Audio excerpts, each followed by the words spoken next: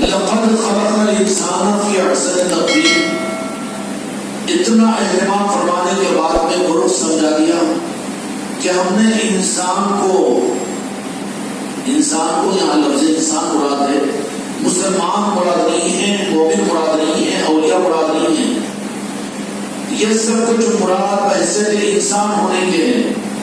وہاں فرمایا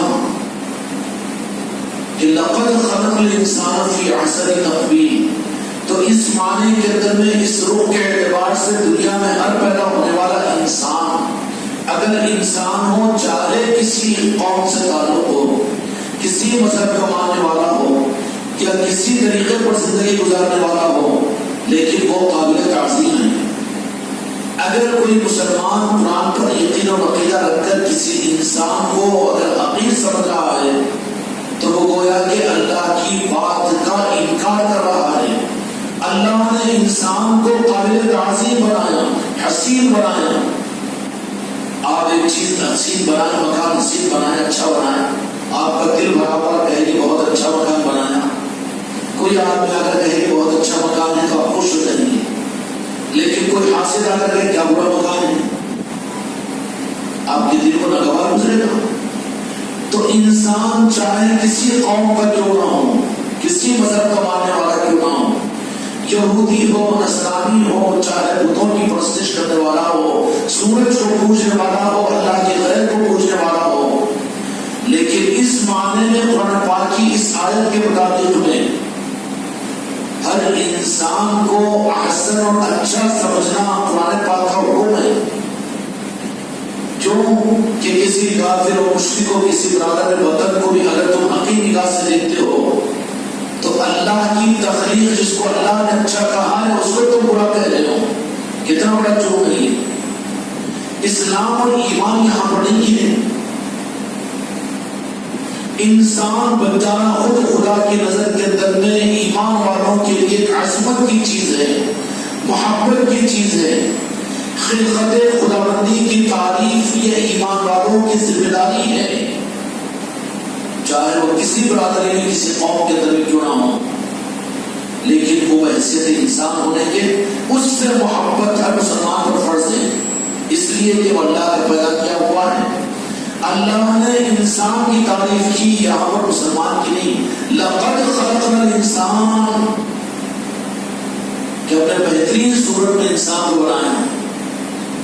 اگر کوئی مسلمان کسی انسان کو برا اگر کہتا ہے، یہ کسی انسان کو غریب نگاہ سے دیکھتا ہے، تو اللہ نے جس کو اچھا کہا قرآن پاک میں، یہ بندہ ہو کر اس کو اگر برا کہہ رہا ہو تو اللہ برا مانے گا کہ نہیں مانے گا؟ اللہ برا مانے گا، اللہ تبارک و تعالیٰ برا مانے گا۔ کیوں کہ اللہ نے جو انسان کو اچھا کہا، اس معنی کے اندر میں ہر انسان سے محبت اسلام کا اصل پیغام ہے، رب کی اثر ورزی ہے۔ کسی انسان سے نفرت یہ اسلام کی تعلیمات نہیں ہے، میرے آقا کی تعلیمات نہیں ہے، بلکہ یہ گمراہیت ہے۔ خدا اس بندے سے ناراض ہو جاتا ہے، اس کی خلقت کو برا کہتا ہے۔ اس لیے ہمارے دلوں کو پاک کرنے کے لیے ہر انسان کی محبت کو دل میں لاؤ، چاہے کسی مذہب کا ماننے والا ہو، چاہے مندروں کو جانے والا ہو، گرجا گھروں کو جانے والا ہو، اور چاہے کسی قوم برادری کے اندر میں ہو، یہودی ہو کہ انگریز ہو کہ مجوسی ہو کہ عیسائی ہو، وہ اس کے بعد کا معاملہ ہے۔ لیکن بحیثیت انسان ہونے کے ہر انسان کی محبت ہمارے دل میں ہونی چاہیے، اور اس کی وجہ کیا؟ ایک وجہ یہ کہ اللہ نے ہر انسان کو اچھا کہا ہے، لقد خلقنا الانسان فی احسن تقویم۔ سمجھ آئی؟ اللہ تبارک و تعالیٰ نے انسان کو کہ ہم نے بہترین صورت میں پیدا کیا، یہ اللہ کی مصوری کی پہچان ہے انسان۔ اب اللہ جس کو اچھا کہا، اگر اس کو عبداللہ اگر خراب کرے تو خدا ناراض نہیں ہوگا۔ انسانوں کی تعظیم کا ایک رخ جو کہ اللہ نے انسانوں کو اچھی طرح فرمایا اور اچھی تخلیق فرمایا، اللہ نے ان کی تعریف فرمائی ہے، تو پھر اللہ کے نیک بندوں کو بھی ہر انسان کی محبت، ان کے دل میں ہوگی، اس لیے کہ میرے خالق کی مصوری ہے یہ، میرے اللہ تبارک و تعالیٰ کی بنائی ہوئی مورتی ہے یہ بنی آدم۔ تو اس معنی کے اندر میں نفرت یہ گمراہیت ہے، انسان سے محبت رب کا تقاضا ہے، قرآن پاک کا حکم ہے۔ کس کا ہے؟ انسان کی صفت بری ہوتی ہے لیکن انسان کی ذات سے برا نہیں ہوتا، اس لیے کہ وہ انسان کہ جس کی تخلیق پر اللہ تبارک و تعالیٰ نے 4 قسمیں کھائی ہیں، لقد خلقنا الانسان فی احسن تقویم والتین والزیتون وطور سینین وهذا البلد الامین لقد خلقنا الانسان فی احسن تقویم۔ قسمیں کھا کھا کر اللہ تعالیٰ نے کیا بات فرمائی کہ ہم نے انسان کو بہترین خلقت میں، بہترین صورت میں پیدا کیا۔ تو اتنی بات تو سمجھ میں آ گئی ہوگی کہ روئے زمین کے اوپر چاہے کسی مذہب کا آدمی ہو لیکن وہ قابل نفرت نہیں بلکہ قابل محبت ہے۔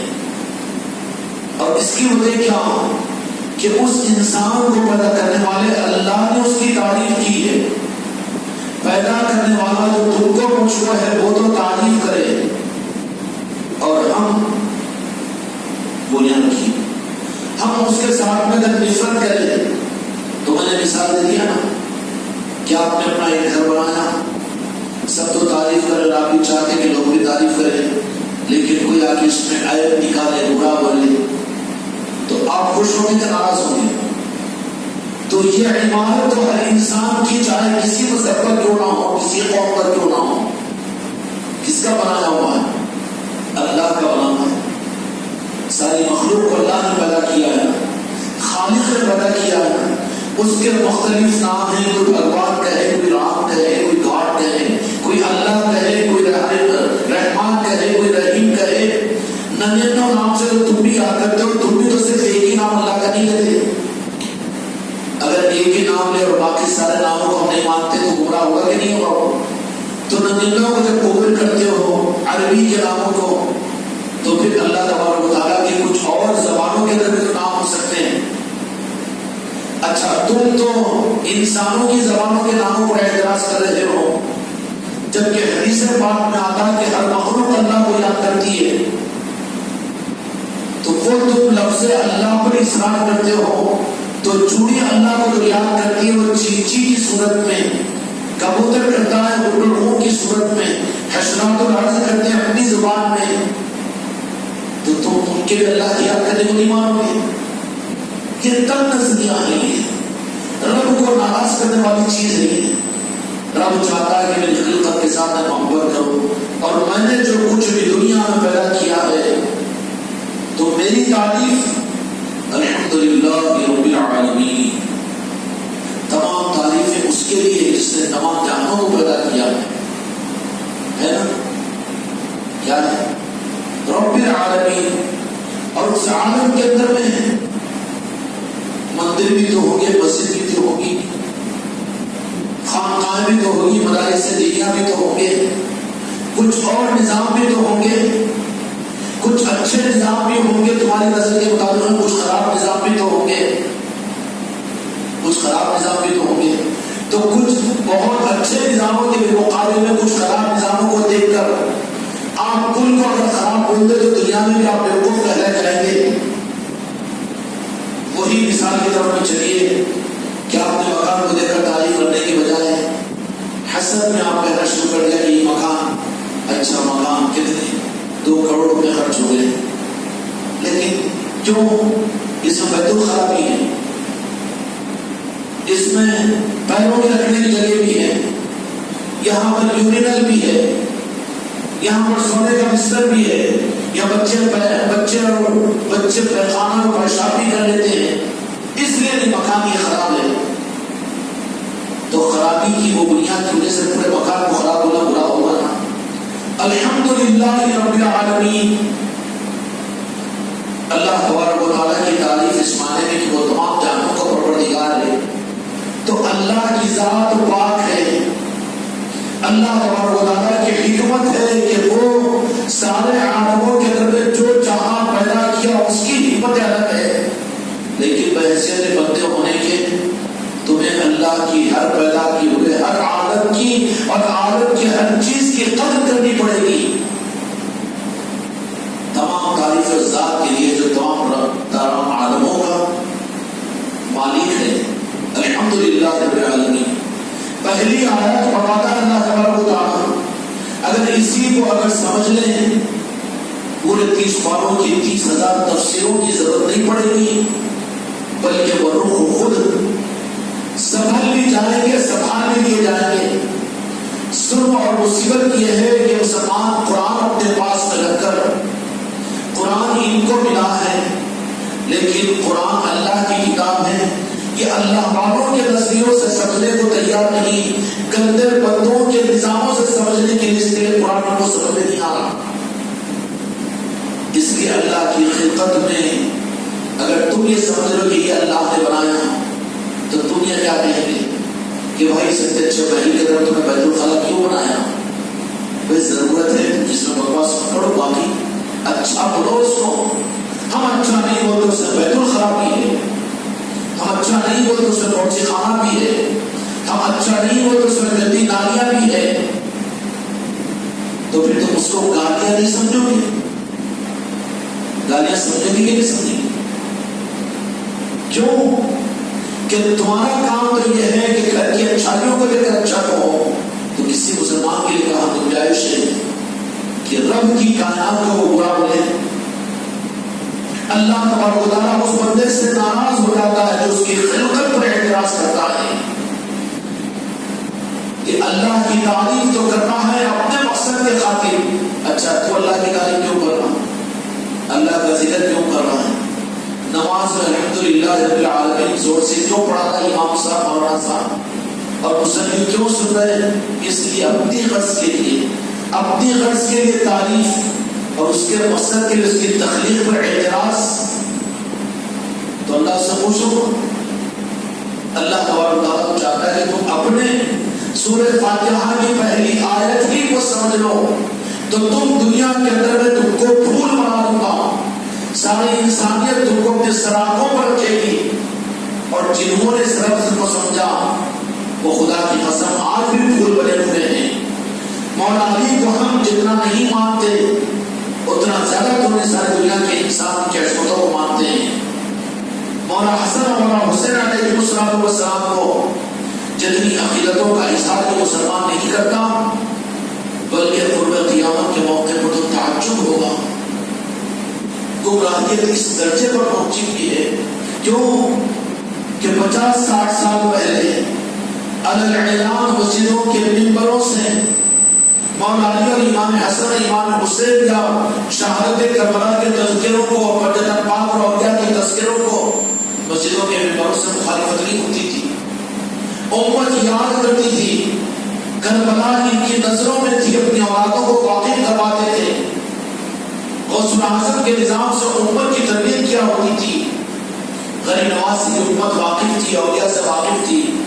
لیکن یہ 50 سال کا زمانہ ایسا ہوا کہ اب وہ فارمولا نہیں چلے گا, جانے دو نہ کہیں وہ اپنا عقیدہ اپنی جگہ اور اپنی جگہ صحیح عقیدے کے وہ تو بد عقیدے نہیں, اب نہیں چلے گا. کیوں کہ 50-60 سال 100 سال کے اندر میں ایسا انقلاب آ گیا ہے کہ سوچا بھی نہیں جا سکتا تھا. 100 سال پہلے کوئی مخصوص طبقہ تھا کہ جن کے قریب میں اگر کوئی پہنچتا تو پھر ان کے پاس میں فجر پاک اور اہل بیت اور آل رسول کی اور اولیاء کی مخالفتیں وہ بھی چھپ کر اور انہیں خاموشی سے کیا کرتے تھے, ڈرتے ہوئے کرتے تھے.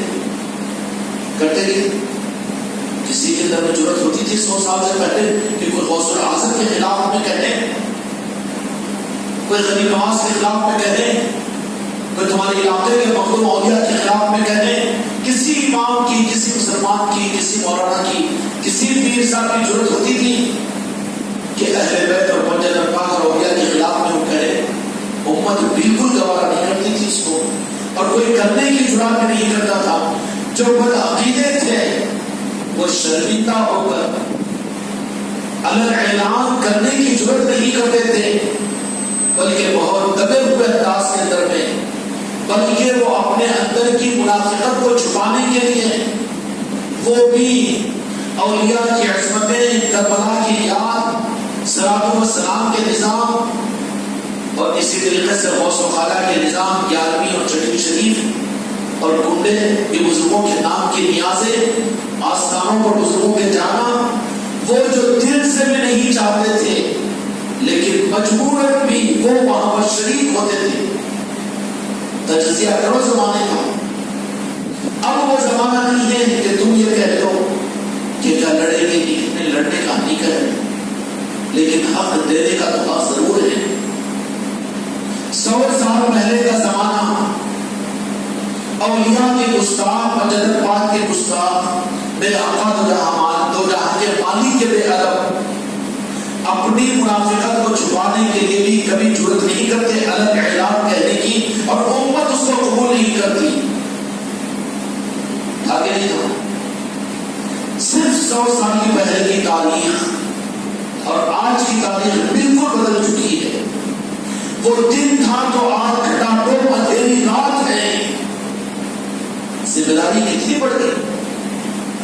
اس وقت میں وہ جو گستاخ بھی تھے، دو جہاں کے مالک میرے آقا کے اور جو مجدد پاک کے اور اولیاء کے، وہ بھی اپنی بے ادبی اور گستاخی کو چھپانے کے لیے چھپتے تھے، ظاہر ہونا نہیں چاہتے تھے۔ اور حالات اتنے کروٹ لیے کہ آج جو نسبتوں والے ہیں، بزرگوں کی نسبتیں جن کو حاصل ہے، جو غوث و خواجہ کے ماننے والے ہیں اور جو مجدد پاک کو ماننے والے ہیں، تو جہاں کے مالک محمد رسول اللہ صلی اللہ علیہ وسلم کو دل و جان سے زیادہ چاہنے والے ہیں، وہ شرما رہے ہیں، سر کو جھکا رہے ہیں، چھپ رہے ہیں، بولا نہیں ہو۔ اور وہ گستاخ اور بے ادب جو گمراہ تھے، جو اپنے کو چھپاتے تھے، آج وہ دندناتے ہوئے سامنے ہیں اور ان نسبتوں والوں کے سامنے بھیگی بلی کی طرح سے چھپ رہا ہے۔ حالات وہ ہے جو 100 سال پہلے تھے، یہ بالکل بدل چکے ہیں۔ بالکل بدلے کہ نہیں بدلے؟ بدلے بالکل۔ اتنی شرمندگی کہ خاندانی مجدد پاک کا ماننے والا، کربلا کا اہتمام کرنے والا اور محرم الحرام کا اہتمام کرنے والا اور یہ غوث و خواجہ کے نظاموں کو اپنے گھروں میں لے کر چلنے والا اور میلاد مصطفیٰ کا اہتمام کرنے والا، لیکن آج وہ خود کیا کریں گے؟ گھر میں بیٹا نہیں بول رہا ہے، گھر میں بیوی نہیں بول رہی، بہو گھر کے لے کر آئے، اپنے کو عقیدے کی نہیں ہے، پھر کیا جا کے مولوی گر کر مرے گا؟ اب تیری خاندانی سنیت کام آئے گی، تیرے ایمان کا کیا ہوگا؟ سر جھکا کر چلا رہا ہے تو باطل کے سامنے، حق کو تو لے کر اس وقت میں جو بدعقیدت تھے ان کو تو چھوٹ کر شرمندہ ہو کر تم کو تمہارے نظاموں میں ان کو مجبوراً شریک ہونا پڑتا تھا کہ 11ویں کے اوپر بلایا تو کوئی عالم اور علامہ کیوں نہ ہو، امام کیوں نہ ہو، لیکن اندر کی بدعقیدگی کو چھپانے کے لیے برابر وہ 11ویں کی دعوت میں آتے تھے۔ ہر جگہ پوری آبادی کے اندر میں 11ویں شریف کا مہینہ آتا، کتنی نیازیں ہوتی تھی، شریف شریف کا مہینہ آتا، میلاد مبارک کا مہینہ، ربیع الاول کا مہینہ آتا، کیسے لنگر لوٹے تھے اور کیسے جشن منائے جاتے تھے، کیسے جلوس نکالے جاتے تھے، کیسی مٹھائیاں تقسیم ہوتی تھی، لوگوں کو معلوم ہوتا، برادران بدر بھی اس کے اندر میں شامل ہوتے تھے کہ نہیں یہ ربیع الاول کا مہینہ آقا کی ولادت کا مہینہ ہے۔ ہوتا تھا کہ نہیں ہوتا؟ تو وہ ہوتا تھا۔ یہ جامع مسجد کی تجربے کی بات میں عرض کر رہا ہوں، لیکن وہی جامع مسجد تھی کہ جہاں 32-30 سال پہلے سلام پڑھا جاتا تھا، امام صاحب پڑھاتے تھے، حالانکہ وہ بھی دیوبندی تھے۔ 32-30 سال پہلے اسی جامع مسجد کے اندر میں 11ویں کی دیگیں، ٹھیک نہیں دے رہا ہوں، 11ویں کی دیگیں پڑتی تھی مسجد کے اندر میں، آج وہاں پر تبلیغ کے بستر لگے ہوئے ہیں۔ قصور کس کا؟ قصور ان لوگوں کا اور ہمارا ہے کہ بس اب اتنا کہنے کے باوجود بھی اپنے گھروں میں محفل کرانے کو تیار نہیں، حق کا نظام دینے کو تیار نہیں، نظام کے ساتھ چلنے کو تیار نہیں، یہ مجرم اور جرم ہوگا۔ اس لیے دل کھول کر اپنے آپ کو دنیا کے سامنے ظاہر کر دو کہ اب حق کے نظام کو لے کر چلنے والے، اور ہماری زندگی کا مقصد اللہ کے حق کو دنیا میں ظاہر کرنا، اور ہر انسان کے حق کو دینا ہے، ہر انسان کا حق دینا ہے۔ جو حق ہر انسان کا حق ہے، نہیں اپنے سنی لوگ، اپنے عقیدے کے لوگ، اپنے مسلمان، اپنے مسلک و جماعت والے، ارے تو کوئی کے بیٹے پر آؤں گا۔ حق ہر انسان کا حق ہے۔ جتنے برادران وطن کی دنیا میں ہیں، چاہے امریکہ والے ہو یا آسٹریلیا والے ہو، انگلینڈ والے ہو، یا تمہارے شہر کے لوگ ہو یا دیہات کے لوگ ہو، جتنے انسان ہیں ان سب کی ایک امانت تمہارے پاس رکھی ہوئی ہے۔ کوئی لنگم بھائی ہے، کوئی نرسنگ بھائی ہے، اور کوئی وہ بہن ہے کہ کوئی یہ بہن ہے، کوئی برادر وطن ہو، لیکن ان کی ایک امانت اہل نسبت کے پاس رکھی ہوئی ہے کہ وہ امانت تمہارے پاس میں اس معنی میں کہ ان کو پیدا کرنے والے خالق و مالک نے اپنے محبوب کو ان انسانوں کو عطا کیا ہے، اور وہ ایڈریس اور وہ امانت تمہارے پاس میں ہے، اور یہ امانت اس کی پہچان کا دینا اللہ کے محبوب میرے آقا بنا کے مالک، ہمارے روحوں اور سانسوں کے مالک محمد رسول اللہ صلی اللہ علیہ وسلم کی ذات سارے عالم کے انسانوں کے لیے ہے، صرف مسلمانوں کے لیے نہیں۔ اور کیا ہے میرے آقا کی ذات؟ اللہ نے کیا بنایا؟ رب اور خالق تو بھگوان ہے، ایشور ہے، اللہ ہے، لیکن رحمت کس کو کہتے ہیں؟ پیاس لگے تو پانی رحمت، مر رہے ہو تو زندگی رحمت، بے چینی ہو تو سکون رحمت، گرمی ہو تو ٹھنڈک رحمت، رو رہے ہو تو سونا خوشی ملنا رحمت، یہ کل رحمت۔ غم کے ماحول میں مسکرانا رحمت ہے، وقت مشکل میں اس وقت مدد کا خدانا رحمت ہے۔ خدا کی قسم سارے انسانوں کے لیے خدا کی رحمت خدا پاک نے اپنے محبوب کو بنا لیا۔ کھیل و تماشا نہیں ہے کہ تم بھی اپنی مسلک کو جماعت سمجھ لو۔ پورے ہوئے زمین پر بسنے والے سارے انسانوں کی امانت اگر تم کلمہ پڑھنے والے ہو، تم فجر پاک کے ماننے والے ہو، اور تم امام حسن اور امام حسین اور مولا کائنات علیہ السلام کو ماننے والے ہو، اور تم اولیاء سے نسبت رکھنے والے ہو، غوث و خواجہ کے ماننے والے سنی اگر ہو، تو تم خیانت مت کرو۔ امانت میں خیانت کرنا جرم ہے کہ نہیں؟ بندوں کی امانت میں خیانت کرنا منافقت کی پہچان ہے، تو رب کی امانت میں خیانت کرنا کتنا بڑا جرم ہوگا؟ رب معاف کرے گا؟ اب رب کی امانت کیا ہے؟ رب کی امانت ایمان والے مسلمانوں کے پاس، اہل طریقت اور اہل رسول کے ماننے والوں کے پاس میں اپنے محبوب کی محبت ہے۔ وہ امانت سارے انسانوں کی ہے جو رب نے تمہارے پاس میں رکھا ہے۔ اب تم کو یہ امانت اس کے اہل لوگوں تک، ہر انسان تک کیا پہچاننا؟ یہ مت کہو کہ تم بھگوان مت کہو، اللہ کہو، تم وہ مت کہو بلکہ یہ کہو، بلکہ تم کو قیامت پہنچانے کے لیے کیا کرنا پڑے گا؟ اس پرمیشور، اس بھگوان نے اپنی رحمت اور انسانوں کے لیے سکون کا انتظام کا منبع بنا کر اپنے محبوب کو، میرے آقا کو، مدینے والوں کو دنیا میں ظاہر کیا۔ ان کا جو بن جائے گا دنیا میں بھی امن و چمن کے ساتھ رہے گا، اور آخرت میں ہمیشہ ہمیشہ کی زندگی میں بھی اس کو وہ ذات مصطفیٰ اللہ سے بخشوا کر سورج میں اور جنت میں پہنچا دے گی۔ یہ امانت تمہارے پاس میں ہے، اس امانت کو پہنچانا ضروری ہے کہ یہ امانت کو لے کر بیٹھا ہوا ہے؟ شرم نہیں آتی مسلمانوں کو مسلک اور جماعتوں میں بیٹھ رہا ہے اور اپنوں کو دور کر رہا ہے، انسانوں کو اپنے سے کاٹ رہا ہے اور انسانوں کا حق تلف کر رہا ہے؟ ارے انہوں تو غلط نہیں تھے، انہوں تو وہابیاں، انہوں تو بریلویاں، انہوں تو رضویاں، اور انہوں تو وہ، انہوں تو کافر، انہوں تو مشرک۔ تو کون ہے؟ تو رب کا پیدا کیا ہو نہیں، کچھ اور کا پیدا کیا ہوا ہے۔ اس رب نے اگر تجھے ایمان دیا ہے، اسلام دیا ہے، میرے آقا کا کلمہ اگر تجھے دیا ہے، تو تجھے امانت دار سمجھ کر اللہ نے جو امانت اپنے بندوں کو عطا فرمائی، وہ کون سی امانت ہے؟ قرآن امانت نہیں ہے حقیقی، دین اور شریعت حقیقی امانت نہیں ہے، وہ تو اڈاپٹ کرنے کے لیے، عمل کرنے کے لیے ہے۔ امانت جو اللہ تعالیٰ کی بندوں کے پاس میں ہے، ایمان والوں کے پاس میں، وہ ساری انسانیت کی وہ امانت اپنے محبوب کی نسبت اور ان کی پہچان کی صورت میں کہ تم پہچان کراؤ انسانوں کی رحمت بنانا جن کو اللہ تعالیٰ نے اور رحمت العالمین جن کو بنا دیا، ان کی پہچان کروانا، یہ ذمہ داری رب کی ایمان والوں نے ادا کی، ایمان والوں پر ادا کی ہے، اور یہ ذمہ داری پوری ہو رہی ہے۔ لوگوں کو دعوت دے گی، کلمے کی دعوت، قرآن کی دعوت ہو، تو تیرے پاس میں قرآن ہے لیکن تو خود اس پر عمل نہیں کر سکا۔ کلمہ تو تو بچپن سے پڑھا، بچپن تک، لیکن وہ کلمہ خود تو صحیح نہیں پڑھ سکا۔ دین شریعت تیرے پاس میں اور شریعت پر مکمل عمل نہیں کر سکا، تو خود نہیں کر سکا، لہذا کس صورت سے دے گا؟ پھر اللہ تبارک و تعالیٰ نے جو بوجھ رکھا ہے، لا یکلف اللہ نفسا الا وسعہا، ہم کسی نفس پر اس سے زیادہ بوجھ نہیں ڈالتے جس کو سنبھال نہ سکے۔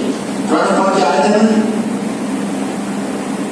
پھر دین کی تبلیغ کرنا اگر مسلموں کے در میں، تو قرآن کو یاد کرو گے، لٹریچروں کو حاصل کرو، ایکسپلیسیشن کرو اور لوگوں کو بتاؤ، قابلیت پیدا کرو۔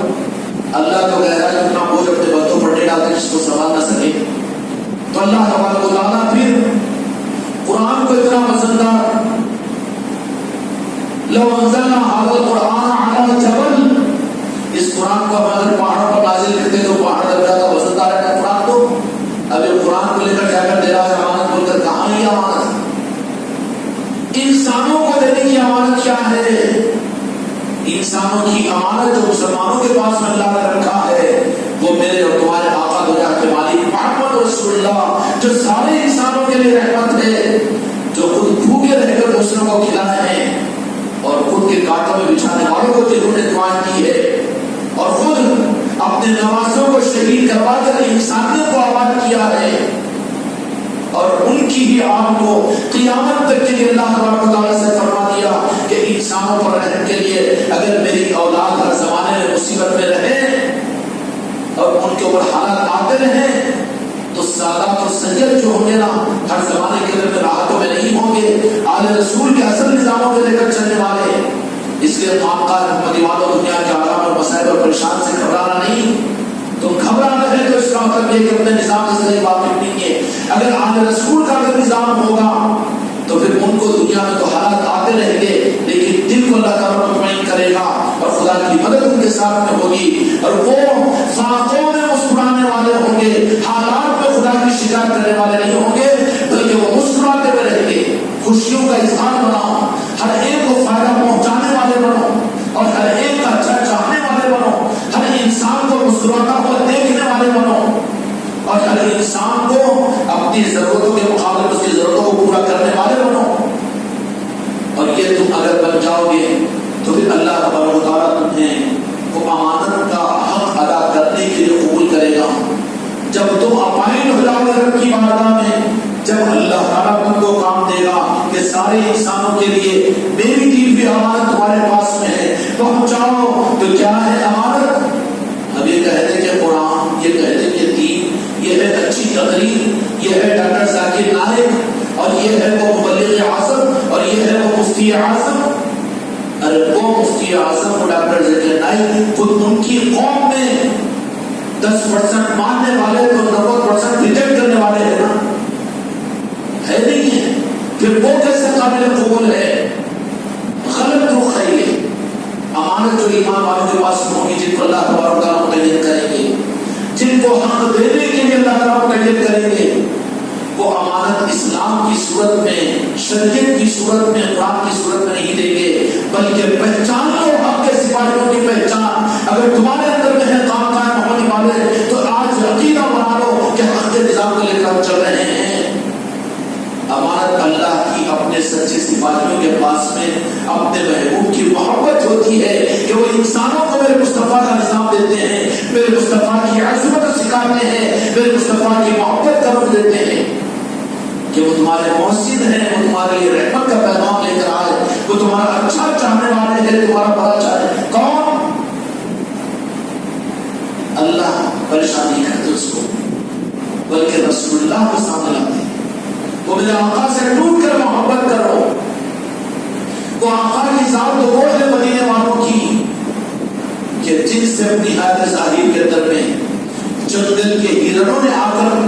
فیض حاصل کیا، جنگل کے اونٹوں نے آ کر آپ کی رحمت کو حاصل کیا، ایک کھجور کے تنے میں انہوں تنا تھا مسجد نبی کے اندر میں، میرے آقا اس کو ٹیک لگا کر خطبہ کیا کرتے تھے، جب آپ پڑھ گئے ممبر بن گیا تو وہ بلبلاتے ہوئے بچے کی طرح سے رونا شروع کیا، اور جب اس کھجور کے تنے کو میرے آقا کی بارگاہ میں لایا گیا، دستر مبارک آپ نے رکھا تو ایسا محسوس ہو رہا تھا کہ مشفق باپ بے چین بچہ یاد میں رو رہا ہو تو جیسے باپ کا ہاتھ سر پہ ہو تو وہ سسکیا لے کر کٹا نہیں کرتا، رونا بند ہو جاتا ہے۔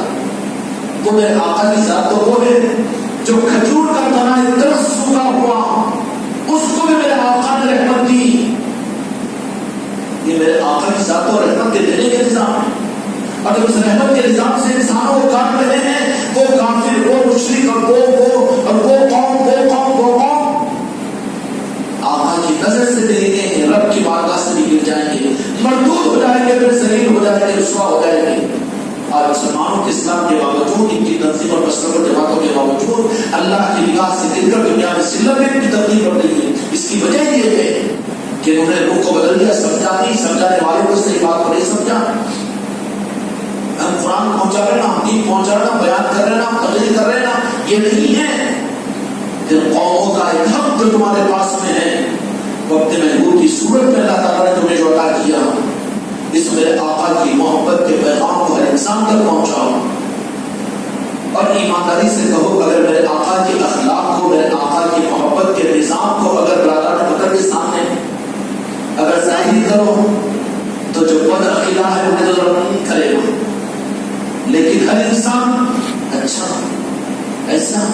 ایسا مدینے والے ویسے تھے، اجمیر والے ایسے تھے، راجن شاہی ایسے تھے، سعد اللہ حسینی ویسے تھے، حضرت یوسف ایسے تھے، غریب نواز ایسے تھے، خوش ہوگا کہ ناراض ہوگا؟ ان کو ہی اگر یاد دلوا دیا تو خدا کی قسم یہی آقا کی یاد دلانا ہے، یہی میرے آقا کا یاد دلانا ہے، اس لیے کہ میرے آقا کا حق آل رسول میں چلے گا قیامت تک۔ اولیاء کو یاد دلانا، میرے مصطفیٰ کو یاد دلانا ہے، میرے مصطفیٰ کی رحمت کو یاد دلانا، رب کو یاد دلانا۔ وَدَاعِيًا إِلَى اللَّهِ بِإِذْنِهِ سِرَاجًا مُنِيرًا، وَدَاعِيًا إِلَى اللَّهِ، میں بلاتا ہوں سراجا منیرا، چراغ بنا کر آپ کو بھیجا گیا، چراغ سے چراغوں کو جلا کر 300 سال پہلے راجا شاہی کو، 100 سال پہلے تاج الاولیاء کو، 100 سال پہلے صوفی سرکار نظام آباد کے، 100 سال پہلے، پھر اس کے بعد کے سالوں کے اندر بھی چراغ سے چراغ تو قیامت تک جلتے رہیں گے۔ انسانیت کو اب چراغوں کی روشنی کی ضرورت ہے، چراغوں کو جلا دو تو خود بخود اندھیرے دور ہو جائیں گے۔